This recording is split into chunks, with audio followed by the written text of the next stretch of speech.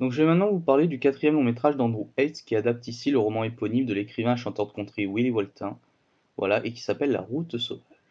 Donc l'histoire c'est celle de Charlie Thompson qui a 15 ans et qui a appris à vivre avec son père inconstant. Et tout juste arrivé dans l'Oregon, il se trouve un petit boulot chez un entraîneur de chevaux et se prend d'affection pour Lee Van Peet, un pur sang en fin de carrière, et un concours de circonstances assez malencontreuses va faire que Charlie se retrouve totalement livré à lui-même et va devoir se débrouiller tout seul.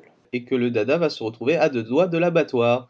Donc le garçon va décider de s'enfuir avec Lynn à la recherche de sa tante qui vit dans un autre état. Donc objectivement, je reconnais que le film a de sacrées qualités, mais je ne peux m'empêcher de le résumer à une transposition de Rémi sans famille dans l'Amérique des exclus, et avec un dada, et je m'en excuse. Pourtant, je peux dire que j'ai bien aimé la première demi-heure qui est assez solaire contrairement au reste du film. La caractérisation de Charlie et des personnages secondaires qu'il va rencontrer au début du film est assez bien soignée. Dès le début, en quelques plans, on va se rendre compte que ce jeune garçon est un débrouillard et un sacré battant. D'ailleurs, il va un peu morfler dans la deuxième partie du film.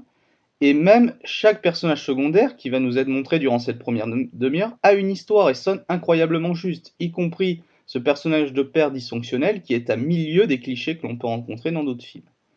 Mais dès le moment où Charlie se trouve livré à lui-même, le film parle dans un loto de clichés tout droit sortis de Rémi sans famille. Par exemple, à chaque fois qu'il parle à un policier ou un employé d'une administration américaine, la conversation se termine par Petit, reste là, je vais appeler les services sociaux. Après, la photographie est sublime, la réalisation a quelques moments de grâce, et la direction d'acteur est incroyable.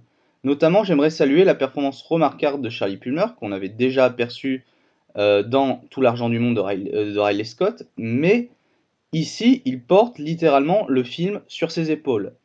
Après, La Route sauvage reste un récit initiatique qui véhicule une belle leçon de vie.